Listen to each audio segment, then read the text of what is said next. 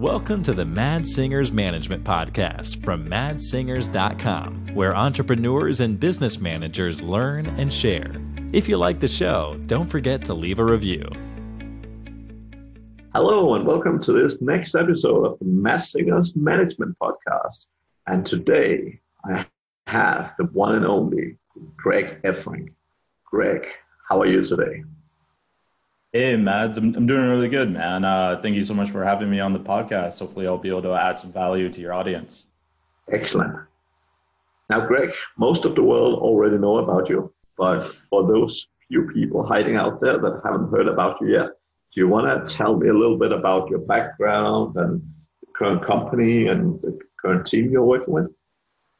Yeah, so I am the director of marketing for Empire Flippers. We help people buy and sell profitable online businesses. I've been more or less the head of marketing for the last year and a half, maybe a little bit longer actually now. It's starting to date myself. But yeah, I started off as an apprentice back when we had that apprentice program. That's just a content creator, and moved into content manager. Now I'm the director of marketing. I'm originally from Alaska. I used to work in the oil fields in the Arctic Circle, and now I live in Southeast Asia, completely location independent, running entirely a remote team. That sounds like a lot of fun. Yeah. It's really awesome having you in the show. Like a lot of the people I normally interview, they sort of started out as entrepreneurs as a top dog themselves. So I'm actually very eager to talk to you today, also to get a lesson from a little bit different perspective. So I'm really looking forward to this. What do you generally sort of consider your management philosophy? Like, how do you think about management? Yeah, well, I've always had this thought, and of course, you've actually helped me quite a bit with my thought on this. As you know, you were one of my management consultants. So when I first got into this gig. But the way I view it, I'm a very friendly person, or try to be, and I think the best way to look at your employees, like your directs underneath you, is to consider them customer number one, right? Like if you treat them well, then they're going to do their job well, and if they mess up, they feel guilty that they messed up, right? Because you've been treating them well, if they're going to be doing their job well, that means they're also probably serving your customers well. So I always view the employees as customer number one. What can I do to make their life better? And also, how can I, build a real relationship with them where it's not so much like, oh, I need to do this because Greg told me I have to do it. He's going to shoot me out. It's more like, Greg told me to do this, and I want to do it because I can see the big vision of how this will impact the future of our customers. And so that's the way I kind of approach it. Excellent. That sounds really good. And what do you personally found the most enjoyable about managing other people? I think the most enjoyable thing is, putting together, kind of a high level plan and then dissecting that plan, that goal into several different chunks, and just having the right team in place to take care of those chunks, right? So in marketing, we have tons of collaboration projects, and I'm blessed with a really awesome team that are able to do a lot of different things. So that's probably the thing I like the most, is I can delegate to things that maybe I'm not exactly that good at, but I'm delegating to people that are very good at that. So like an example would be attribution. I'm not like a numbers person. I'm much more of a creative person, and there's a guy on my team who's totally a numbers person, and I'm able to delegate these things I know are important, that I understand what they mean in the overall picture, but I might not be so good at the task myself. I'm able to give that to him and watch him blossom and succeed with such a task like that, which I think is really cool. That's amazing. I thought you had no weaknesses, but apparently you do. Every hero has a weakness, Matt. Definitely. So the next one is exciting to hear. So what's the biggest challenge that you've overcome from a management standpoint? Yeah, so that's an interesting one, mainly because of what you said at the top. I'm not the owner of the company. I didn't start off in a position of power by any means. I just kind of rose up through the ranks. And so it's a different perspective than, say, if I was an entrepreneur, what challenges I would be overcoming in management, because there's two sides to who I need to manage, right? I have my team, but I also have the founders I have to manage. So there are like a lot of the challenges actually doesn't necessarily come from the team as much as, managing expectations up above me and managing the expectations of other departments. So one of the big challenges I've overcome, or, get pretty close to overcoming now at this point, is as a company grows bigger, especially if you have a sales team, there's this misalignment that can happen over a period of months or a period of years. And it's just, two different talking heads that are not speaking to each other. So one of the things I did as part of, my role as a manager is to get the other departments talking with us. So I started doing every 2 weeks, we meet up with the sales department with my marketing team. And we discuss any kind of issues that are happening, any kind of new pieces of content that are coming down the pipeline. We come up with new ideas together, and that's helped to create a much better alignment between our two departments. And so I'm pretty proud about that. I've also helped get more of the employees into the spotlight with content. I created a content system that allows them to basically just fill out a brief so we can create a content around them and promote them. So that way, I'm not just the face of the company, and the face of the company is more than just the founders as well, which I think is very important for longevity. The other thing I feel like I've done fairly well with is what I was talking about earlier, managing above, where every now and then you'll get something like, oh, our competitors are spending all this money on AdWords. We need to, spend to outbid them. And it would be part of my job as, kind of the curator of the marketing budget to say, whoa, hang on, maybe we shouldn't do that. Let's look at their ads. Like, these ads are terrible for one. Their websites are not even mobile optimized. Like, our competitors are spending money on things we already know doesn't work. So let's just keep letting them spend that money.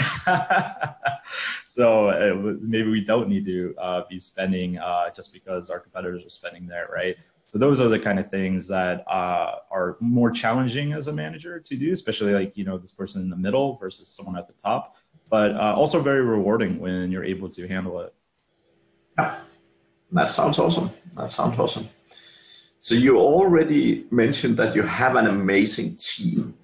I'm super curious to hear, like, how do you try and identify tomorrow's leaders? So obviously you're a director now. So how do you figure out who are the best people to really grow into sort of management roles below you and so on? Do you have any framework for that yet, or?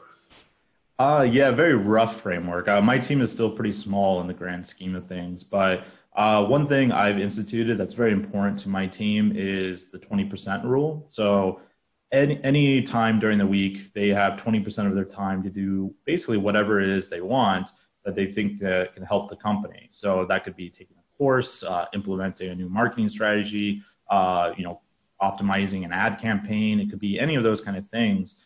And what I look for people that have leadership potential is someone that uses that 20% of their time to create a project and see that project through. Now, if they're doing that, they don't have a supervisor tag to their name, then that's a pretty good sign of someone who can, one, lead and be creative, come up with new initiatives, but also see those initiatives carried out, able to get the resources they need from the team. So they're, able to work nicely together with other people, which is a soft skill that I think is often overlooked. And they're able to get things done. And if that project is also successful, that tells me that they can not only lead that project, create new projects, but they can also help the company be more successful in a role like that if I gave them more power, more role power, et cetera. So we're a pretty flat structured team, though. It's common that one of my guys tells me, hey, I need copy for this landing page, and I'm in there writing the copy for him. So we're very flat, but that's what I look for when it comes to leadership. A bit of passion, understanding what they're doing, and able to come up with new initiatives that they're able to carry out. That's super cool. Yeah, I love the 20% rule, right? Like, obviously different departments do vary differently, but particularly in the marketing area, that's super interesting, right? Because it gets people more inspired as well, I guess, and they get to try out some of those cool things that they kind of want to do, but might not always be sort of the sub-company priority, right? Yeah, absolutely. And some of our best stuff has come from the 20% rule. We had one of the guys that works with me, Swig. He is kind of like a jack of all trades, does so many different things. One of the things he uses in his 20% time is creating a new chatbot system for us. And that increased top of funnel meetings with our sales team by a pretty dramatic amount on a weekly level. Like I think he increased it by like 30% or something like that from a very simple thing that he took the time to learn how to do, and then it was pretty easy to implement and tracked it all, and it was a big success. So there's all sorts of cool things that come out of that, things that you would never have thought of if you were just, kept yourself in a tight structure. That makes a lot of sense. Yeah. Excellent. Now, the next one, when you bring in new people to your team, how do you onboard them? So again, do you have a good framework for onboarding or bringing new people into your group, or what do you normally do? Yeah, so this is a struggle for us, mainly because how we hire in marketing has been kind of unorthodox compared to the rest of the company. So we've only really hired maybe 3 people since I came on board as the manager in the normal way. Typically, how it happens is they were already like a contractor for us doing some kind of work, and then we bring them on. So when we hire just like straight out, where they weren't a contractor, our onboarding stuff could probably use some new love. I have created a new system that I just went with 2 new hires that actually just came on board a few weeks ago, and that seemed to have gone really well. So what I do is I'll meet with them in person for about 2.5 weeks. Go over everything. So like everything about the company, I give them this very exhaustive reading list to understand our niche and our industry better. I'll go over content marketing and basically their whole role from start to finish, the high level down to the very deep, small level. And what I'll do in that first week is I show them how complicated everything is. So it kind of like scares them that first week. I'll show them like the crazy email funnel diagrams we have or the crazy content production system that we're working on. And then as they keep going towards the end of that week or towards the end of the training, I come back to those complicated systems and show them how much they've learned, because now it actually makes sense to them, right? So I demystify this like this runic spell language to them when they first come on board, and now they get it, right? And that inspires them to see like how much they've learned. And while I'm doing the high level stuff, I also have other members of my team that are, with their specific functions, go into the super detailed nitty gritty stuff, like on our marketing automation or seller interviews, etc. And then I'll have them, since these were content hires, one thing I did is had them rewrite a few of our case studies for us and, walk them through that whole process, etc. So by the end of about 2.5 weeks to 3 weeks, they were working like crazy during this, trying to catch up with everything, but they are more knowledgeable than almost anyone else in the industry. When you compare it with like just your average digital nomad entrepreneur, they know more about buying and selling, probably more about content marketing than most people in our industry. So, excellent. Yeah, that sounds like a good system.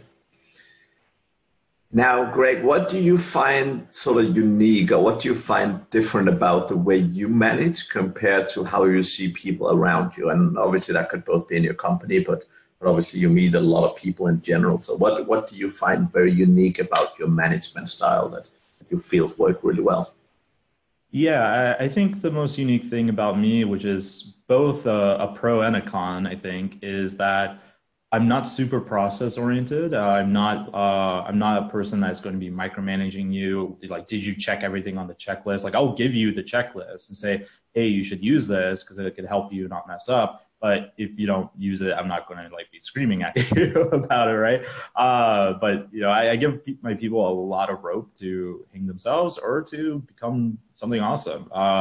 So one of the quotes, I don't know if it's a management quote, but it is a leadership quote, and I love it, is a true leader allows you to fail, but never allows you to be a failure. So I give people tons of room, as much autonomy as I possibly can so they can develop and flourish. And I only really want to be like in their face as a manager if they need me.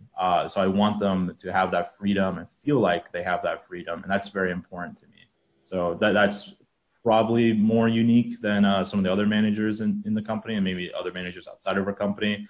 But that's very important to me, that they feel like they are designing their own lifestyle in a productive way. Yeah, that makes total sense. And maybe I should figure out to find a leader so I don't have to be a complete failure on my own. It definitely helps if you have a manager, if you're not the entrepreneur, right? You mess up, the manager can take the blame for you till we fix it. Exactly, yeah. Excellent. So, Greg, despite what people might think, we aren't perfect, all of us at least, which is very important. What's one of the key sort of challenges, or what's one of the key things that you're trying to improve in your business right now? Yeah, so one thing I'm trying to improve, this is actually kind of tough to answer, but it is something I'm trying to improve, is our content creation ability. So for the longest time, and this isn't so much of a management problem, it's just a labor issue. Then now I have 2 new hires, so hopefully this problem will be taken care of. But for the longest time, like over a year, our biggest bottleneck has been the ability to create content, because I am the only content creator really in the team, and at least doing it, religiously. And that becomes much more difficult in my new role as the director, right? Because I have all sorts of other responsibilities I have to look at too. So I hired these 2 new people to help me handle that.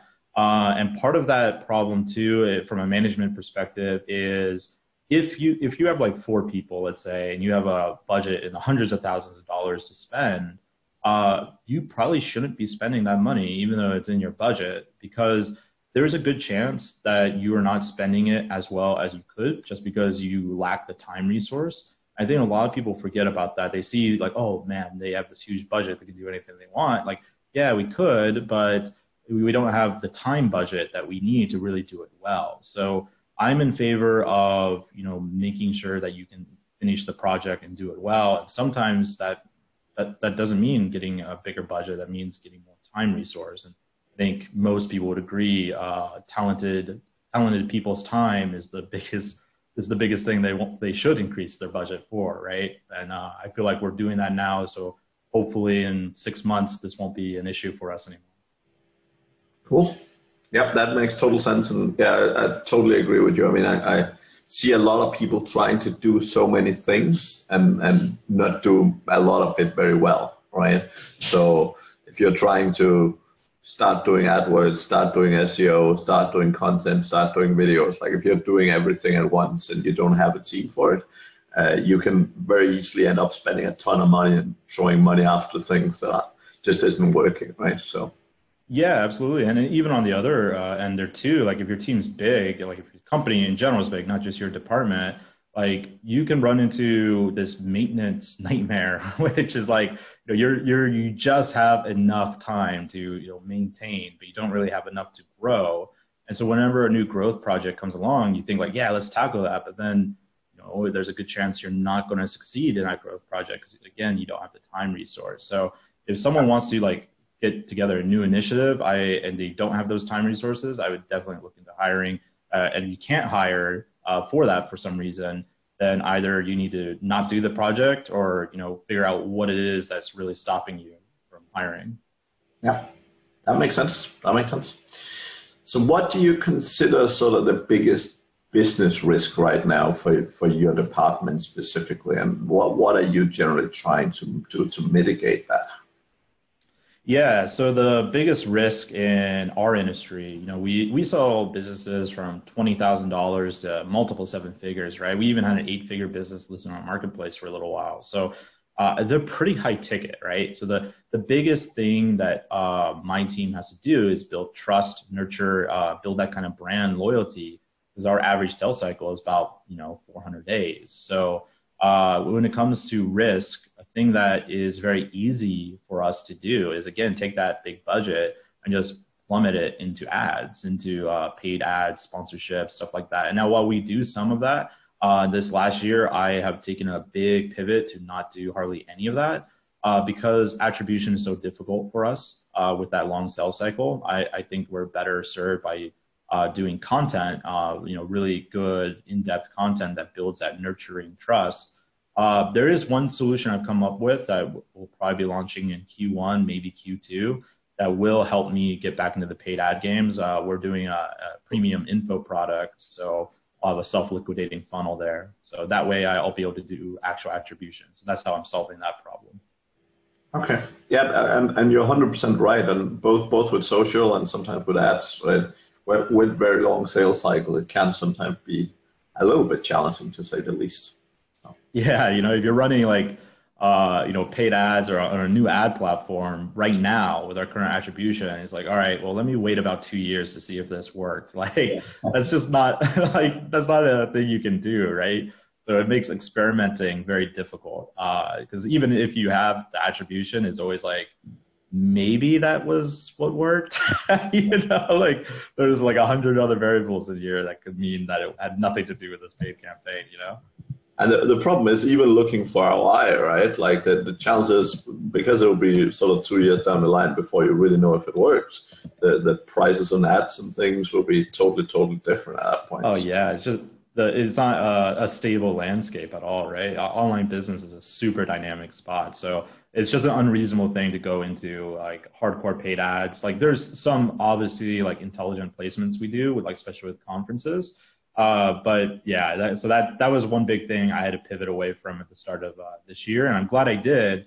We've saved, hundreds of thousands of dollars at this point from that pivot. And we're doing better than we've ever done. So. Excellent. So any sort of management sort of tips and tricks you want to share with the audience here in the end? Yeah, I think the biggest one is the one you gave me is doing those one-on-ones. So I do one-on-ones every single week with my team. A lot of times I'm meeting up with them more than one-on-ones, but I'm fairly religious, except for with like the guys that have been around a little bit longer. I don't do them as often. Like we still do them pretty much once a week, but if something comes up, like, we'll just do it next week or something at this point. But I talk to my team in some fashion, one-on-one every single week, every single direct that works for me. And like I said, often multiple times, and that makes the team very close, makes us feel that collaboration, kind of mindset, which I think is super helpful in marketing. So if you're not doing one-on-ones, I highly recommend it. And if you do one-on-ones, try not to make them always about work. Like a lot of my one-on-ones, sometimes I'm just talking to my team for 40 minutes about something personal that has happened to them in their life. Like, maybe they took up a new hobby, or maybe they're, doing something cool, and we just kind of shoot the shit for a bit. And that is a great relationship building, especially in a remote company. Yeah, excellent. That sounds good. And Greg, obviously, if people want to contact you or reach out after listening to this interview and want to connect with you for whatever reason, what's the best way to do that? Yeah, the easiest way to connect with me is just send me an email. It's just greg@empireflippers.com, or you can add me on Facebook. I'm almost always on there. My Facebook is facebook.com/Gregory the writer. And if you add me as a friend, I apologize in advance for all my bad poetry I post on there. So just be on the lookout. Excellent, man. Excellent. Listen, it has been really great to talk to you today, and I'm really sure my audience will benefit a lot from some of all your learnings and teachings. So definitely been a pleasure having you here. Yeah, always a pleasure speaking with you too, Matt. So I'm honored that you brought me on here. Excellent. So again, for the audience, as always, a pleasure to listen to us, and I hope you benefited from this interview. And if you do have any questions, as always, shoot us a message. Thank you. Thank you for listening to the Mad Singers Management Podcast. Please leave a review. It means the world to us. You can also learn more about management at madsingers.com.